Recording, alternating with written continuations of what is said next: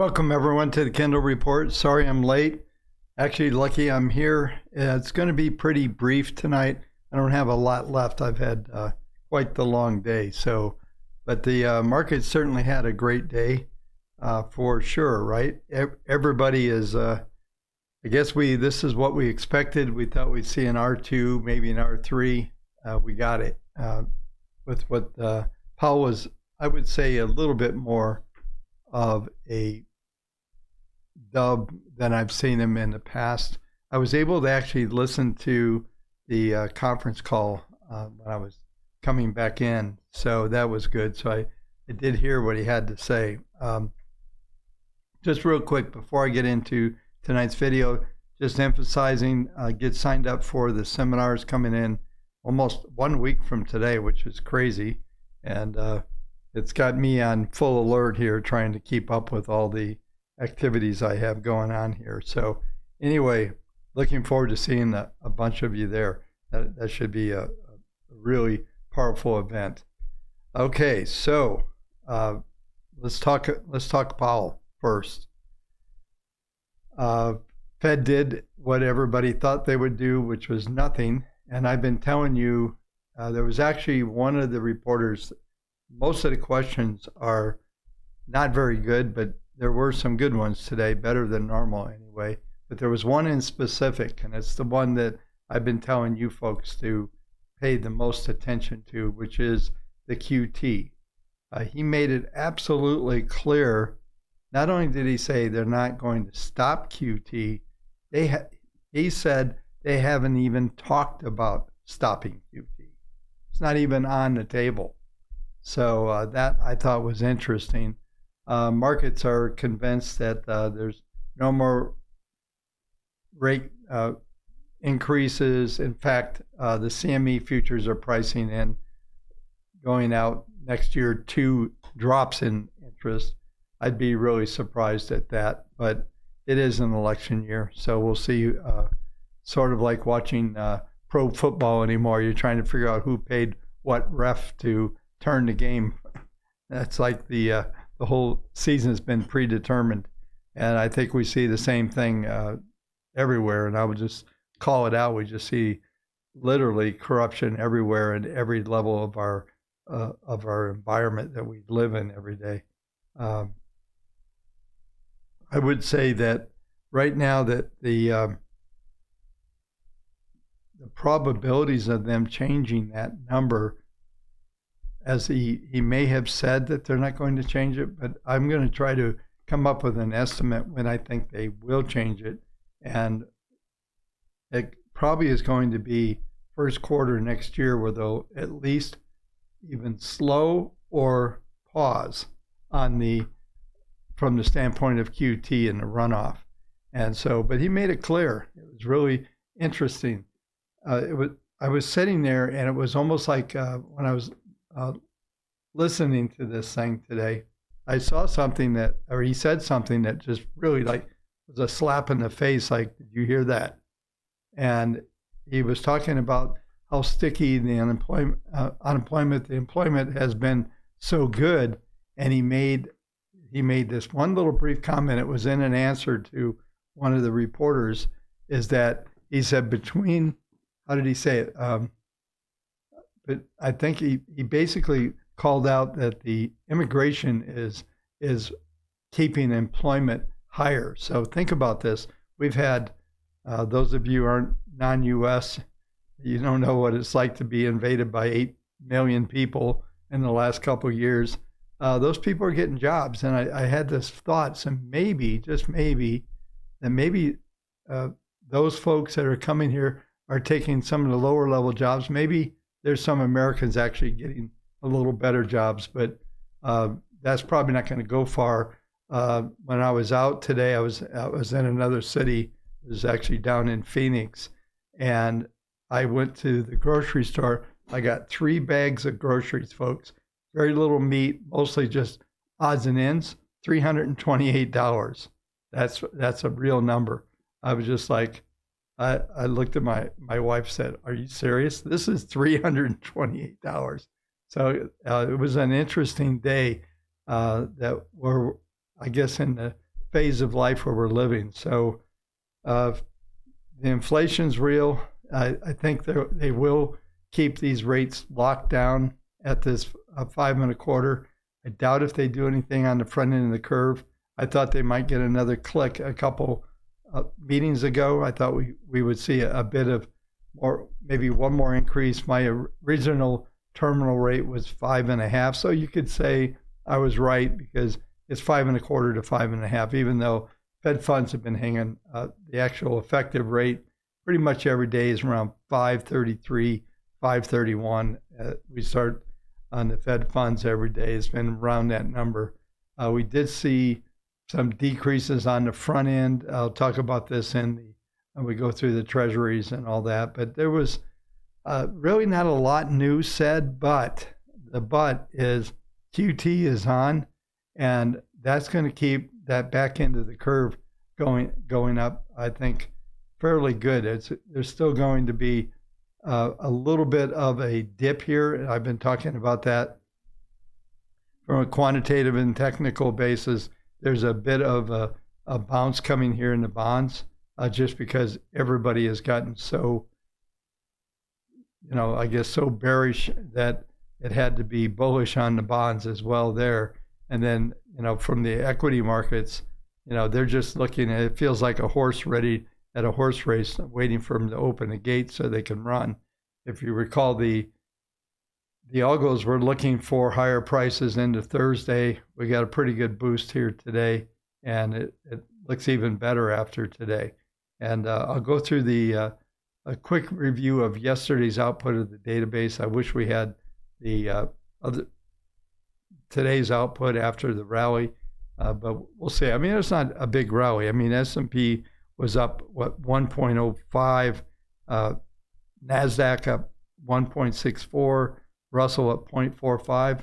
Not really that much of a rally, but it was compared to where we were sitting last Friday. And I still think about when I was just taking a bet on Friday's sell-off, just to put on some triple leverage Qs and just see where they go, the TQs. And that trade looks really good right now. I just kind of stuck my head in the sand on it. I think tomorrow might be a point where maybe you can take those off. And I know that there's been some folks hanging around that have talking about they're holding their shorts. The algos were right on this one. I know it's interesting. We get the trolls around Twitter and stuff like that, and talking about how the algos they're always wrong. Those of you who have them, you know what the scoop is there. So let's take a look at what some other things economically, and then once we get into the technical section here in just a few minutes, I should be able to roll through that pretty quick, and I'll do a much more expanded version after we see more of a reaction market after what we saw, what we got from the Fed. See how it hangs in there tomorrow. I noticed we had pretty much a stable opening here just a few minutes ago. So let's take a look at this. We got mortgage apps down 2%.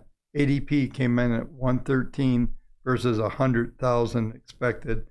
JOLTS came in at 9.553. It's interesting. Everybody talked about the number that the buzz was that they increased, but if you look at last week, they actually downsized the number last week, and so net it probably was lower, not higher. But everybody picked on the plus number, and so is that really something to worry about? I don't know, but it was enough for some sort of reaction this morning earlier. Just looking here, if we come into tomorrow, we got typical claims, 214 expected. Oh, ADP came in as well. ADP came in 113,100. I think I did say that. So then on the econ for tomorrow, we've got claims 214, continuing 1.79 million. I'm looking for slight plus number on the continuing claims again.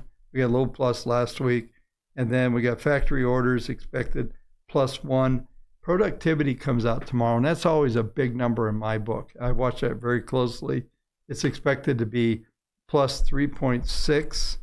And that is a number that at some stage I still think we're going to see a big boost in productivity.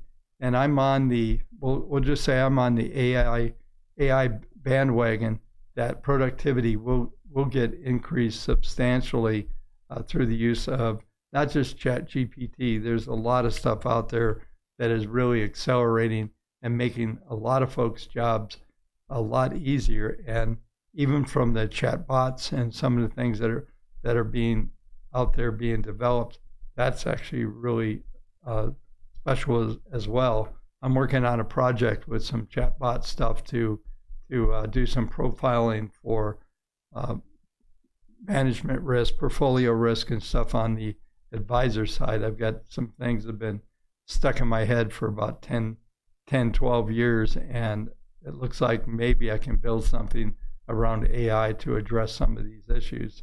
And I will bring that out to the community when we do get that.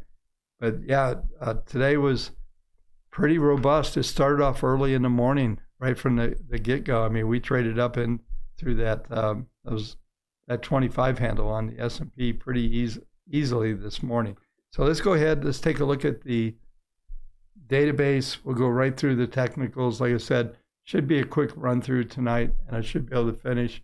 We're right now about 14 minutes in. I think we'll be done 20 minutes from now. So let's go ahead and get into this.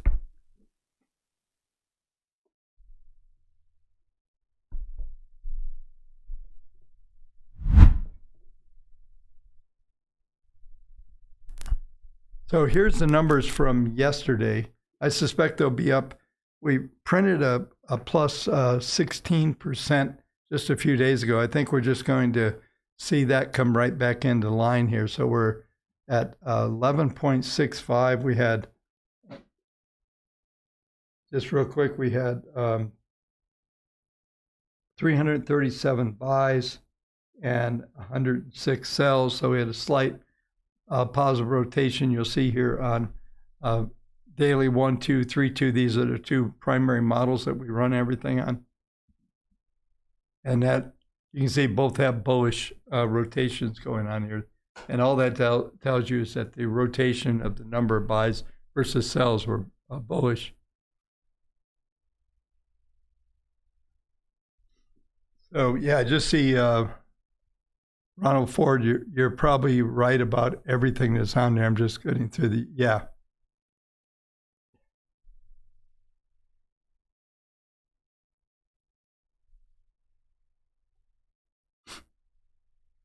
Yeah. Oh, okay. Jeff, I'll see if I can do that. I'll take a look at from the database viewpoint. There's not a lot coming through, and most of this stuff that comes in at these levels are probably obscure stocks that maybe we haven't heard at. I didn't get a chance. I literally walked in the office when I was supposed to go live in about 10 minutes, so it took me about 25 minutes to get ready to be here. So I haven't had a chance to review much of that stuff. Yeah, no problem, Jeff.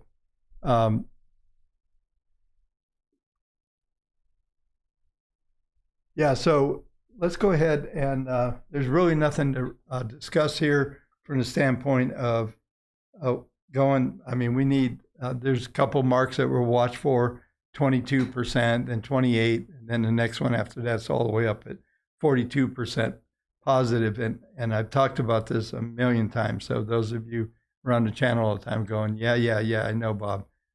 You always say that. But this is the deal is at 42% roughly, you start to get enough symbols that are, there's 15,500 symbols that we're tracking at that stage. You start to get at a place where there's a material amount of stocks. So 4 out of 10 stocks, just rounding off, are in trend mode. That's usually enough to carry the market a little bit to the next level. Most of the time, we only get out of this whole database, because it's so massive, we only get 62, 68. Then we'll see occasionally, we did see it spike up when we went to 4,600. We did see it get up to around, I believe, 82% bullish. And typically when you get like to these numbers that we got where we are right now, we get down in the sub 10s, you're blowing out. These are usually typical points where you can actually look to play some kind of bottom play or some kind of scalp play off of a low. And that was kind of what motivated me. And when I was looking at Friday's blow off lows, we were very close to some of the numbers I've been talking about. You folks will go through it here in a minute. But on the S&P future, I was looking at 4,100. We printed 4,122. And anyway, let's go ahead and get into the technical so I can just cover that.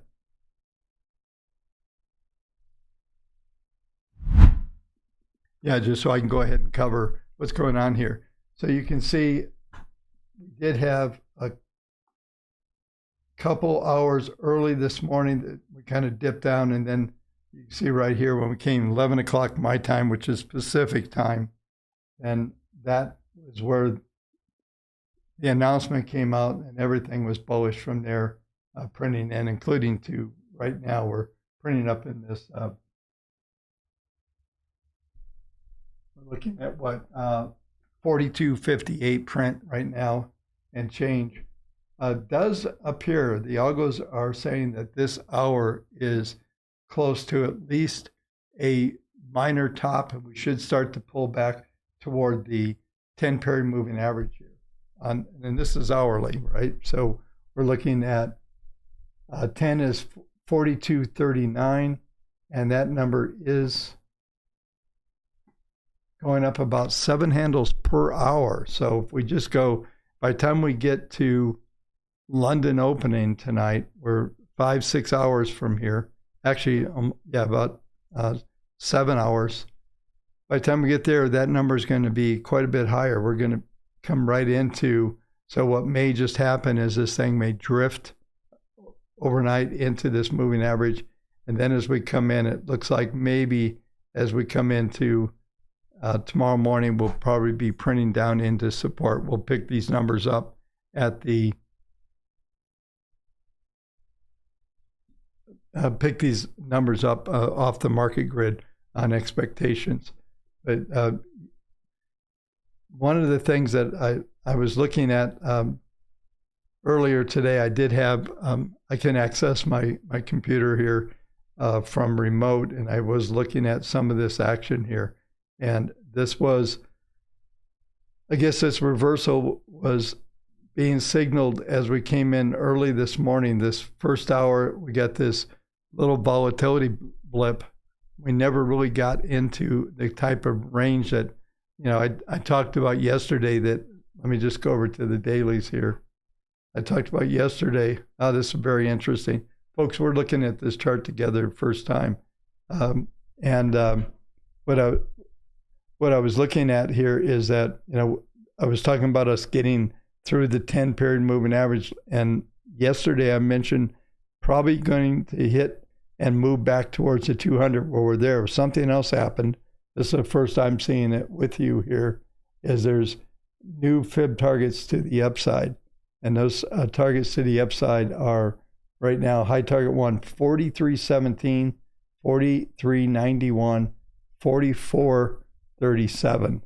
And the algos are suggesting we still have, if we look at PPM2, and just from the numbers that we had in the last couple of days, there were still those downtrends. And the forecast by the algos was that we would cross through the second derivative, and that's what we did.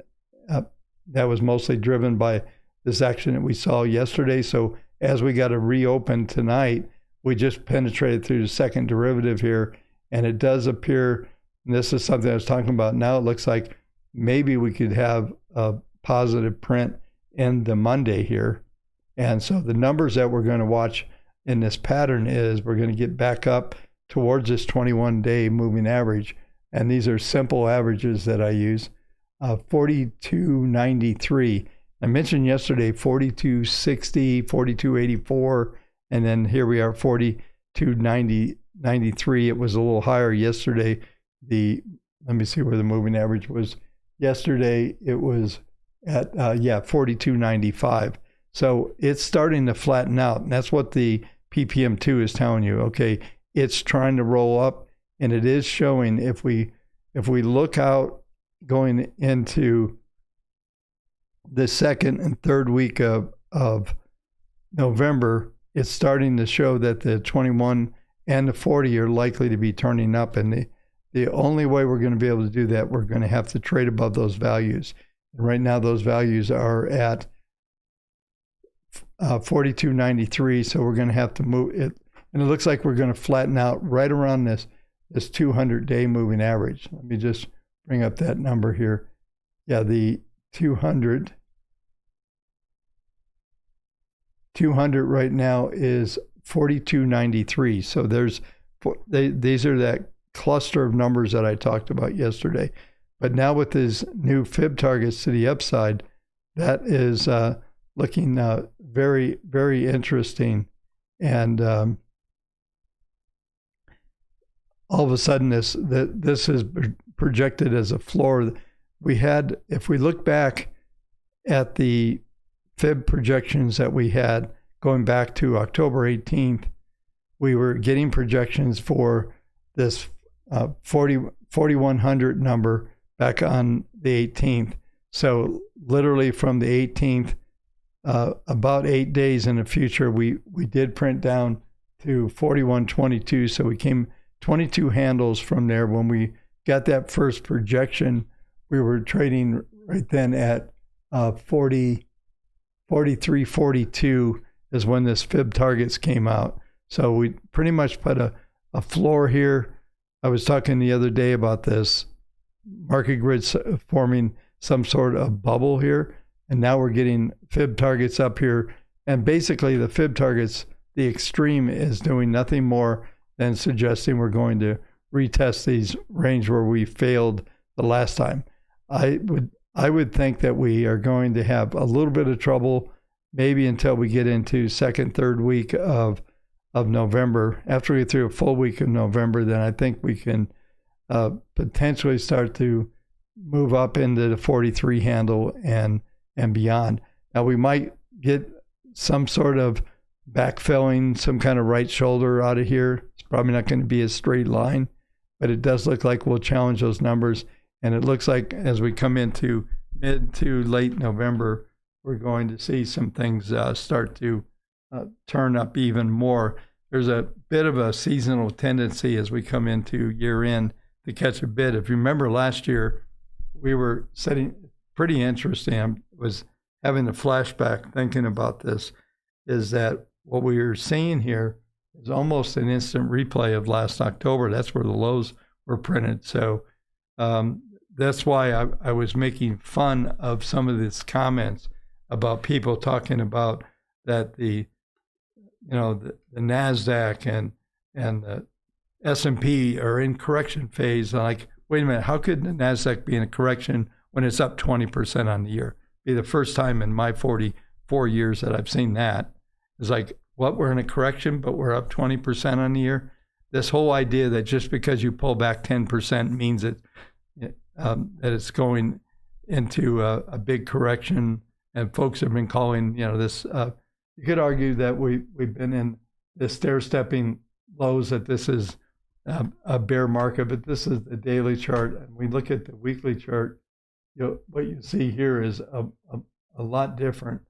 You're probably setting up, if you were drawing trend lines, which I don't, I think trend lines are probably one of the most ridiculous things ever, not just because they're subjective.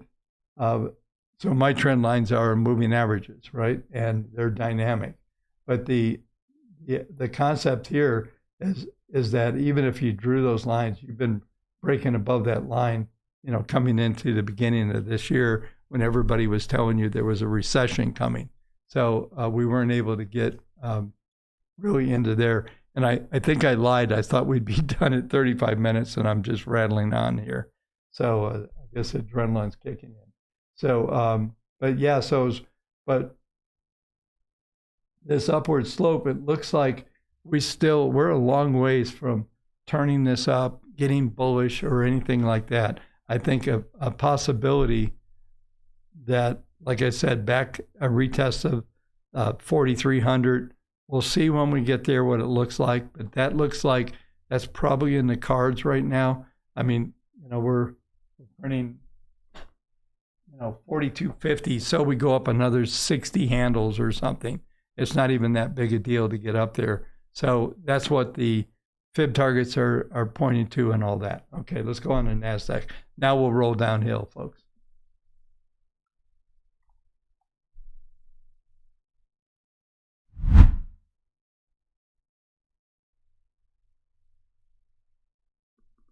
I'm going to stick with the weekly chart just for real quick as we come into the NASDAQ. With this upward slope 40, this looks like at least where the support was going to be, and that was what I was talking about.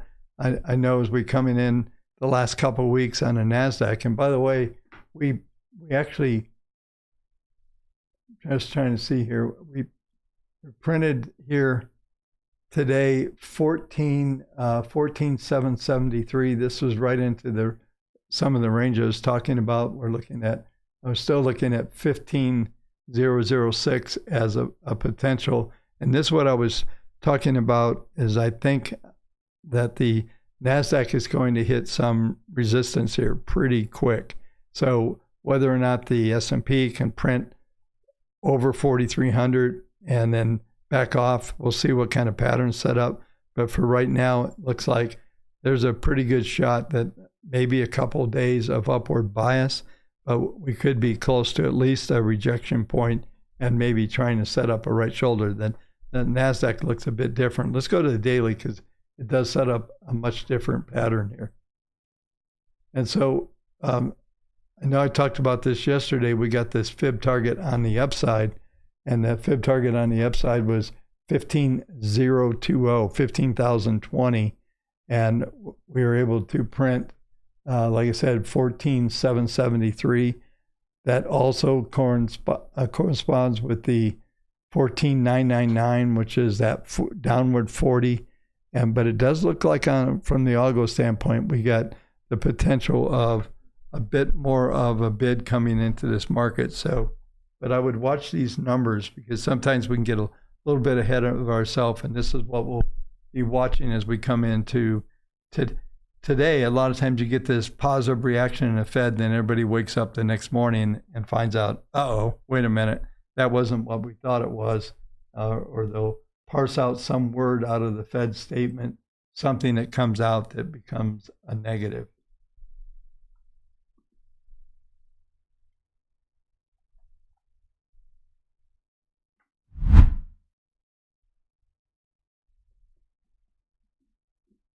Okay, so Russell also came up with some new upward fib targets. 1720, that's around the number I've been talking about, puts us back up toward the 21 period moving average.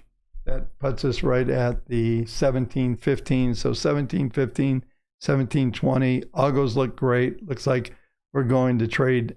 If you notice, this fib target is coming right into the moving average resistance lines that we're going to run into. And I'm going to draw this in real quick because this is that pattern I've been trying to focus everybody in on. Is you've got this upward slope here. You got upward sloping 10, and the markets tend to get wedged in this zone, and then maybe over here it can break out, or it can even head south. But that pattern should be what we set up. We should move into those numbers, and all of these moving averages are down pretty good. All this upward slope here on the indicators is, in most case, are just suggesting that we're going to get some dissipation of this downtrend. So you start to see the moving average start to roll up at some stage. And what typically happens is we set up some kind of right shoulder pattern, something like this that I'm drawing in here. And then, like I said, then you find out, are we going this way or are we going this way? It's pretty tough to determine which way at this time. Possibly we could do a weekly chart or a monthly and come up with that. So as we come in on Sunday night, folks, I will do long-term analysis on Sunday's video, since we'll be into the first full week of the new month.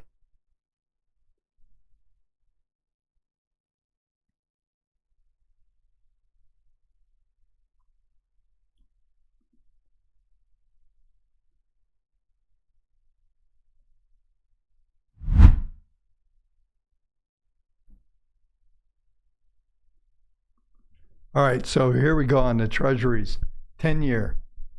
This is daily, right at that support line.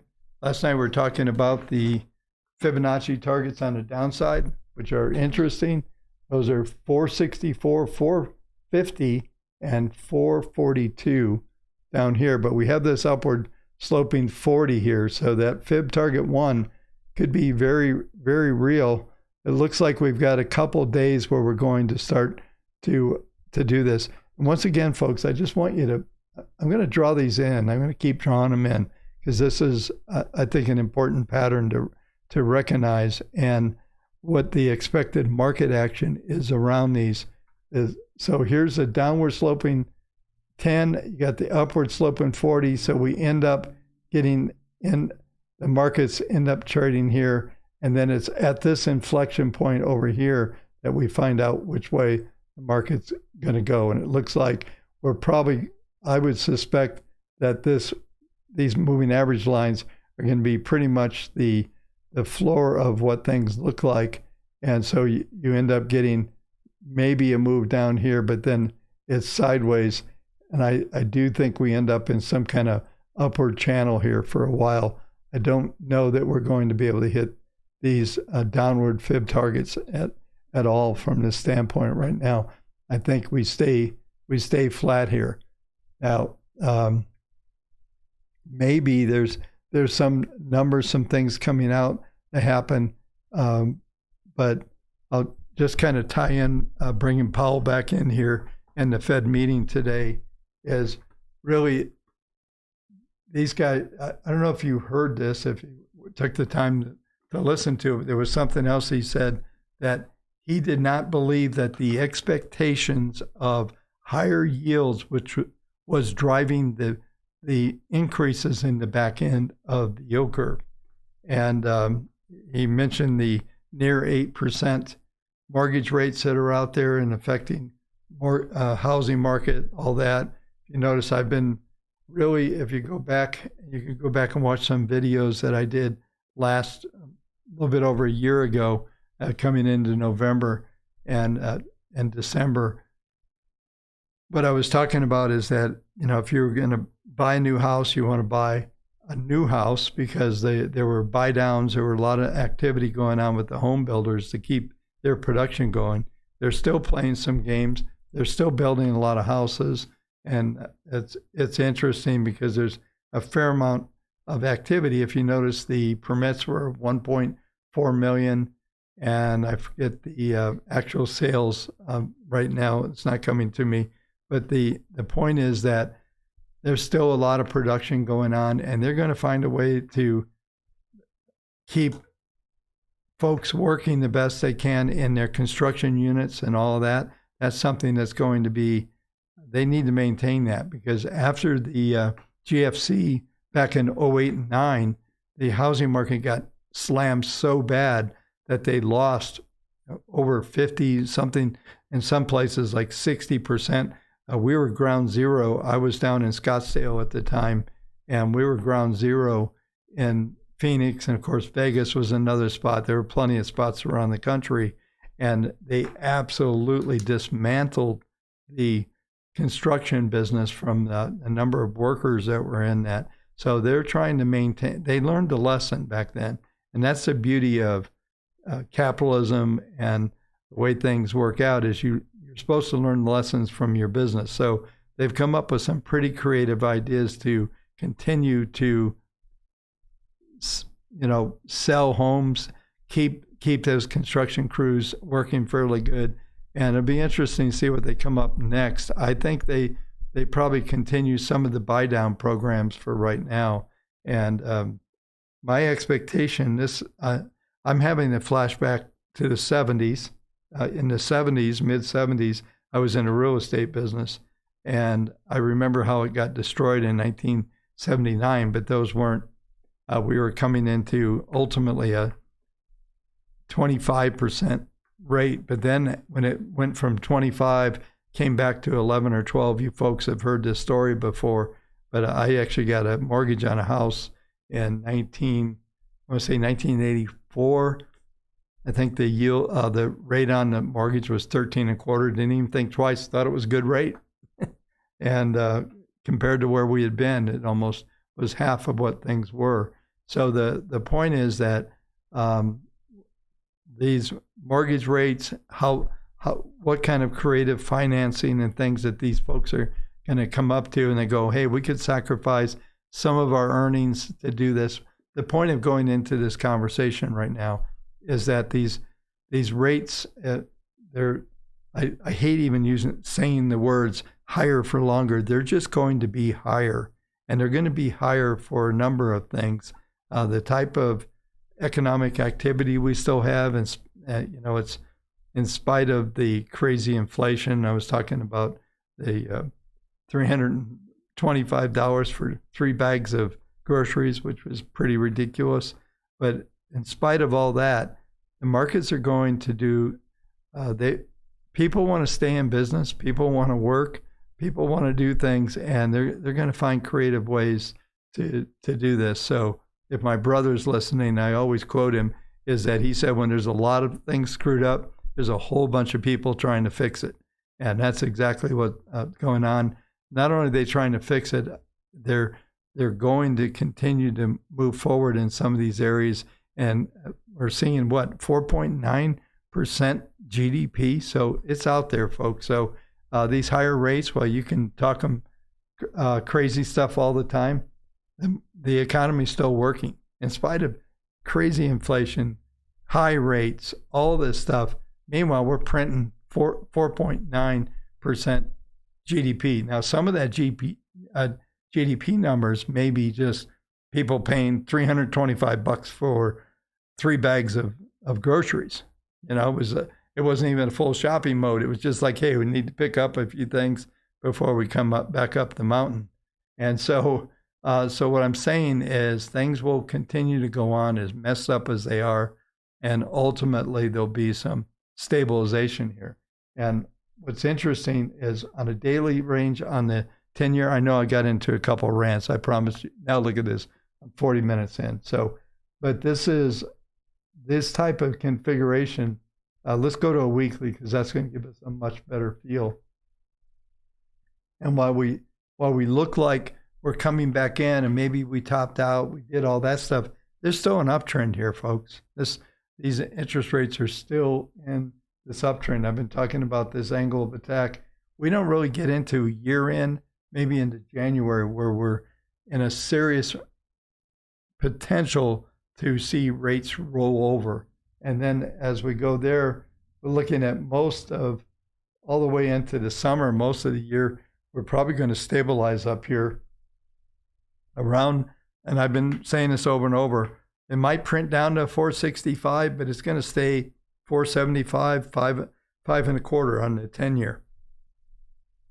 We could still print back up on, and when I do the long-term analysis on Sunday, we'll cover some of this stuff, and I think we'll start to see some interesting things. And I see Ronald's talking about normalized yields. That's, you folks remember, you've been around here for a while.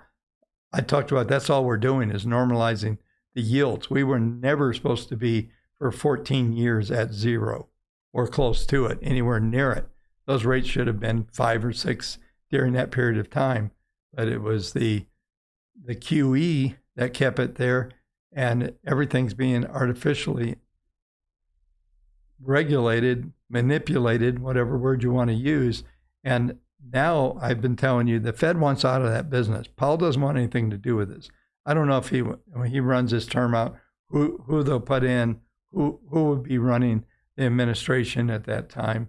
I doubt if Joe Biden will be around that much longer. The guy's 80, you could die any moment. So anyway, yeah, just the point is that we're going to see some new folks come into play, and ultimately, this to me, you have to understand, I was a bond trader for many, many years, institutional. I was on the trading floor on Treasury bonds, CBOT back in the day, and I can tell you that this is what drives everything, the bond market, the interest rates. We all know that, but this is what is driving everything. And what we're seeing here is this normalization, and we're back in the range. I said this, I don't know how many times, that if you look at the average yields for the last 35, 40 years, it's like 5.5%, right around where we are trading right now. And so this is pretty normal from that standpoint. Sorry for the rant, but just a lot of things, just giving a perspective. And I'll go into more detail on Sunday night, because I think there's some things that are coming into play here that are starting to get pretty interesting.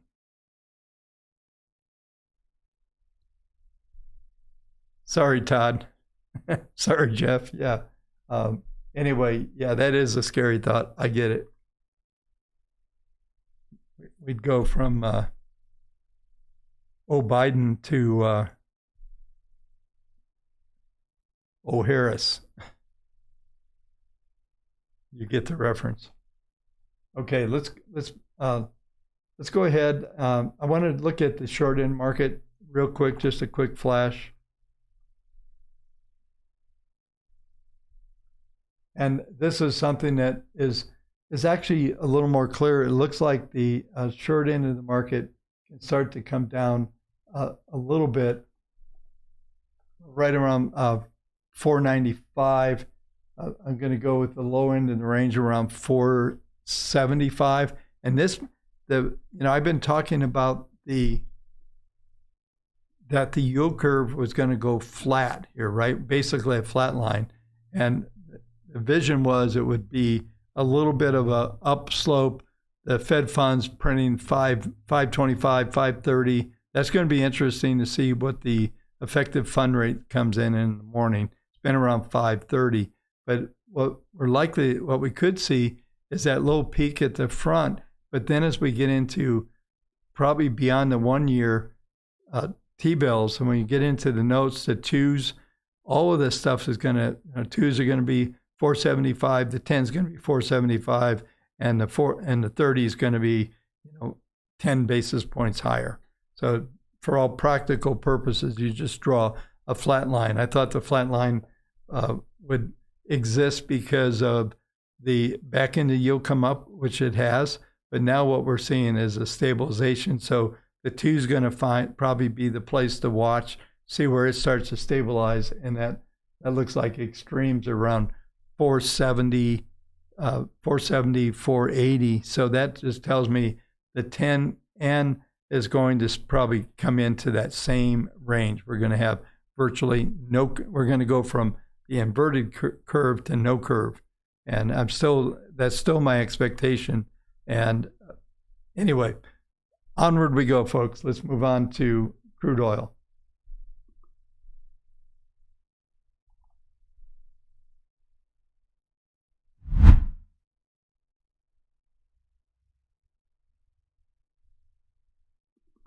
All right, so crude, let me expand this just a bit.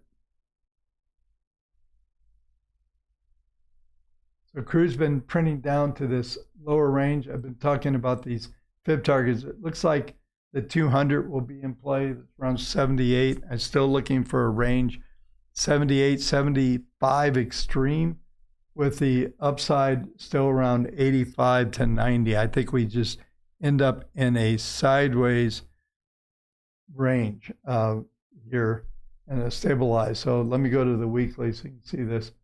Now, weekly is interesting because weekly is starting to forecast that we're going to see downward slope here. So one other thing, bringing Powell into the conversation again, is Powell made a comment, and it was kind of skittish. Somebody asked him the question, did you guys put in any type of probability of forecast of a recession. And he hesitated and for a second, and he said, no, we did not change our forecast for the recession. But if we're looking here at crude oil, I always look for, those of you who've been around me for a while know I look at something called reverse fundamentals. So I look at the technicals and go, okay, if crude oil is going, if this forecast that we're seeing in the algos, if this is going to come down, and we're going to come back into a 200-day moving average, which is around $70. If that's going to happen, what would cause that to happen? Most likely, demand destruction, recession, unemployment increasing, all of that would be exactly what we would be looking for. And the crude story is telling us that. I guess I'm going to just touch here. I'm kind of deep in this, not to come into this, but this is a monthly graph. This is the thing. Every time I get into looking at that weekly chart, the weekly chart looks very, very negative, and that forecast of what I'm looking at is the only thing it would be. Once I go and look at the longer term charts, all of a sudden there's stability being suggested here. All of a sudden the range of this 82 maybe printing down to 70, but that's going to be the bottom end of this thing, and that's about where most of the support's going to be. 75, I think, is going to be the extreme. And I think that we're probably not seeing that forecast, but I did think it was interesting that he hesitated. There was I don't know if it was that question, but there was a question that somebody asked, and he said, I really don't want to answer it. I think it was that one. There were a couple standout moments, I thought, when he was talking. The one about the employment and the immigration, and then there was this one where he didn't want to. He goes, well, it was this question. He said, since we did mention it in our comments, then I can discuss it. So he was willing to go down that trail, but he pushed the fact that there was no recession updated here. And I'm going to go back to this weekly chart here on crude oil. And when you look at this, it feels pretty drastic for potential move down to $70 from 80. And there's only one thing that would cause that, and that would be complete demand destruction. That's in light of all the geopolitical risk that is in that region right now. And I haven't looked really close at some of the U.S. production. I don't spend a lot of time on that. And that's the case. And I can tell you, if you haven't seen the comments, Jeff, I'm going to address your last comment you just did here. EV sales are falling off. Yeah, EV sales are going to do more than fall off. They're going to start to change. Wait till you get into 24 and 25. Wait till you see what happens then. And if you listen to the CEO of Toyota, I'm going to try to find a clip from him. It sounds like me about 3 months ago going off on how the whole EV thing is not going to work out. And it's not that it doesn't have its good things and all that. I was just down in Scottsdale and down in the valley, and there are a lot of Teslas in Phoenix. Okay, there's a lot of them, and I would tell you that it makes sense. I tell everybody, if you want to live in a green city, move to Phoenix, Arizona. It's a little hot in the summer, but we have nuclear power and we have hydropower. That's what drives this place. We don't have one gas-fired anything. For the electricity I'm enjoying right now is due to nuclear power. And this is the greenest city in the country. And I think that it makes sense here. If you start getting cold weather, we don't really get that here. Up in the mountains here we do, but not down in the valley. So it makes a lot of sense. But I can see that whole thing dropping off. But And then I thought, well, maybe there's enough impact here going on with the EVs that maybe that's causing a drop in demand. And there are really not a material amount of cars out there yet that are EVs, so that's probably not it. Yeah, and Al, I agree with you on that. I think, and by the way, I'm sorry to get on the. Here we are, 53 minutes. I only have a couple of markets to go, but the realities is that there's a whole lot of narratives. If the EVs didn't have the subsidies, there would be zero EVs out there.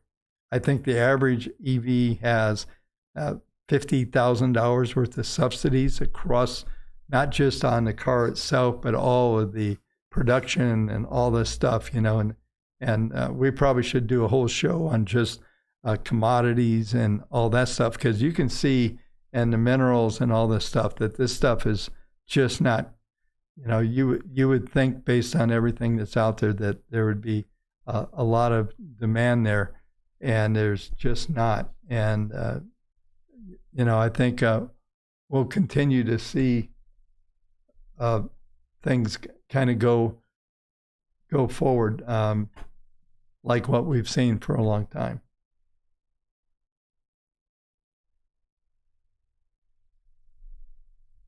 All right, folks, we're moving forward. Let's go to gold.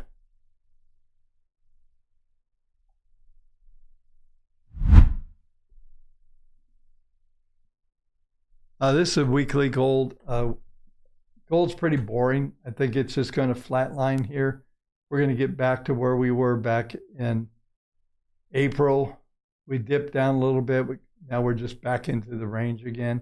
If I click this to monthly, you'll see the monthly still has a bit of an uptrend here. And like I said, I just want to touch on this, but we still have a general uptrend into 25 here. So I don't see any downside. It's going to be pretty boring as far as it goes. As far as trading, there'll probably be a couple little blips, but it's more like watching paint dry anymore.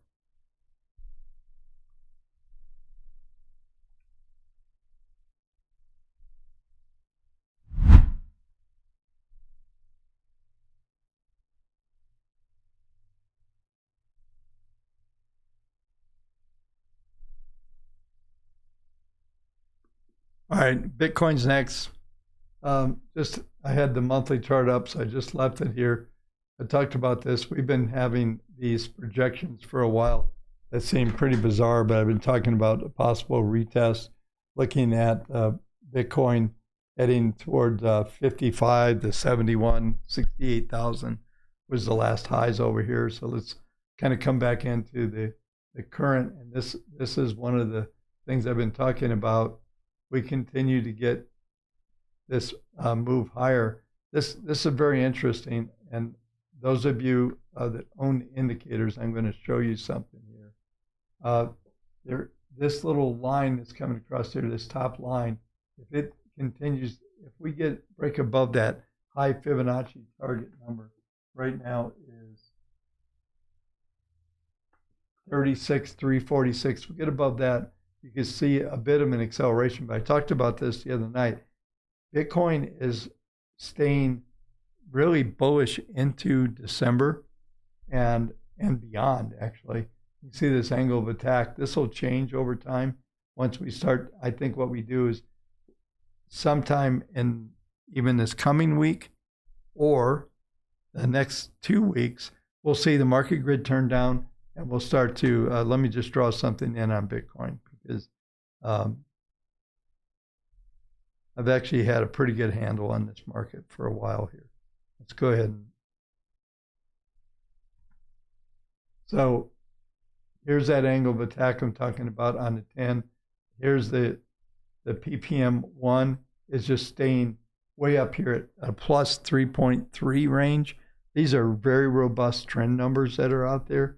And so what I'm expecting here is for maybe the market grid to kind of start to do something like this.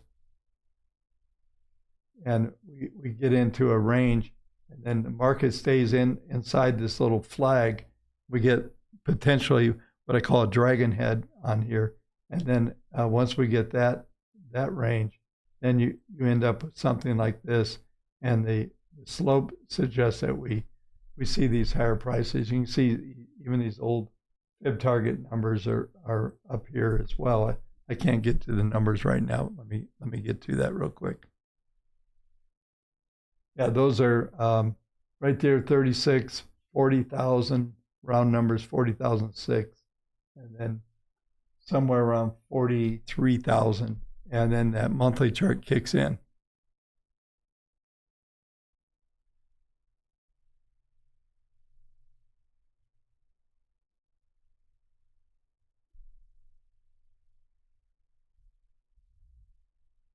Yeah, so but this pattern is pretty bullish. Just look at the short term. Obviously, this is sort of that, I've been telling you, this is kind of a view into the future on this weekly chart. See, we went absolutely sideways right into this rising moving average. Now it does appear we're still bullish here.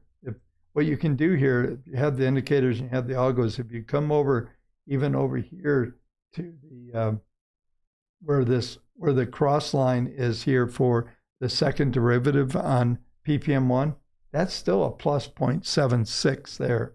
So we're looking at this angle. There's going to be enough upward pressure in this market. That angle of attack is going to be able to probably maintain the values around 33, 32 is going to be the bottom end. When you see those, that'll be by the dip range. But everything is pointing much, much higher on Bitcoin. And I don't claim to be any kind of expert, know what's going on or anything. Is it all about the ETF that's coming out, or that they're trying to get out? Who knows? But the bottom line is this, is all the technicals, everything's pointing much, much higher. It looks very bullish to me. And I think it's very, very unlikely that folks that are predicting the collapse of Bitcoin are going to be right. And I think we already had like the best indicator in the world, right? When Bitcoin was 15,000, it's up 100% this year more, right? So when it was there, I mean, Kramer was screaming that it was going to zero or something, right? Going to 8,000 or something crazy. So we already knew that it was going up big. So, if Kramer gets bullish, you know what to do.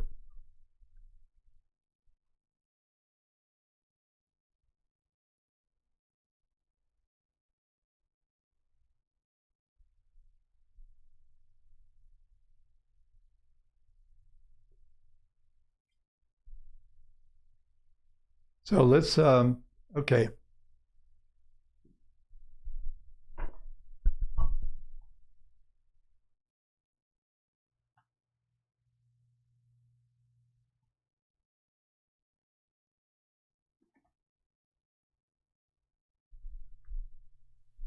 All right, folks, I'm going to come back up on screen. Yeah, I'm right at 101, so I kind of burned a lot of time in a couple rants. I'll tell you what I'm planning on doing, though, and I'm not sure when it's going to happen. I keep telling you, folks, next Thursday, a week from tomorrow, is the seminar. A bunch of you have signed up. Get signed up. It's going to be a good event. If you can't be there, we're going to put this in. The plan is everything will be recorded and that we will be able to redistribute this thing. And we're hoping that I do a good enough job on getting everything out there that we can actually have this as a legacy program for me. I'm really trying to put out a lot of deep thoughts on trading, not just on analysis and trade setups, but there's so much more making a market. I know Jeff and I have talked before, and there's some of us have been around for a very long time like me, and we know what it takes, and we all have a lot of these psychological issues. There's no way to get around it. We're humans.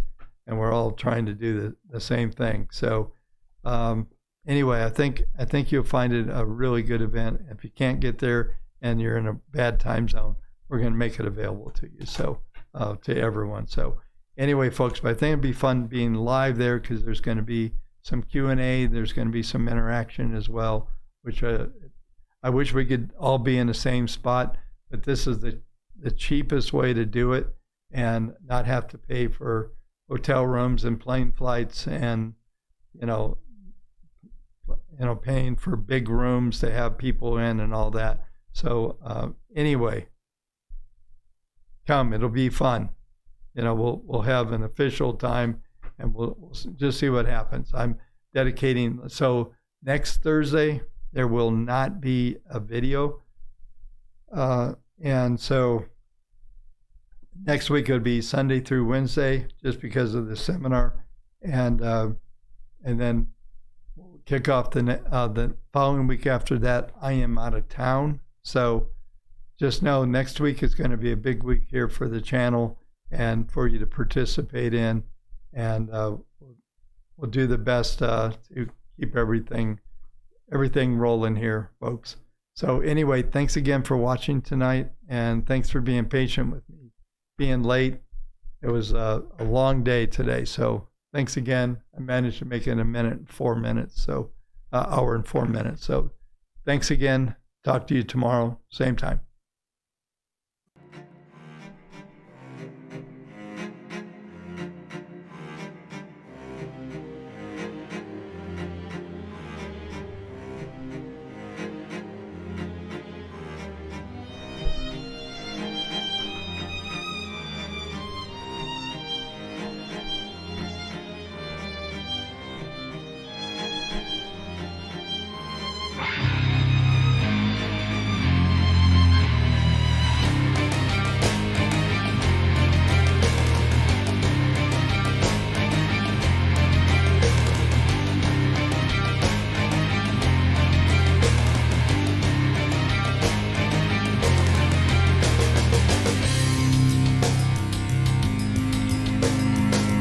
Hey, Carly, if you're listening, send me an email, info@Kindle Report. Give me some contact information. You've been a good Smurf, trying to reward some of you. Send me the email, I'll tell you about it. Hey, Lisa, thanks.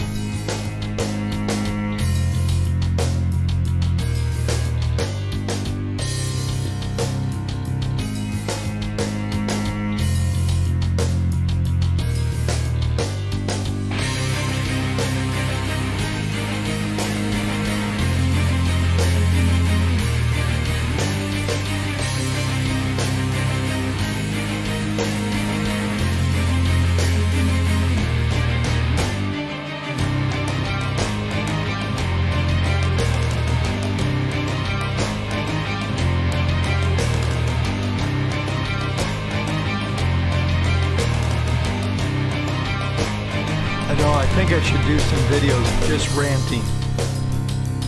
That might be fun to do, rants only. There's a whole bunch of stuff we can go on. Anyway, folks, have a great evening. See you tomorrow night.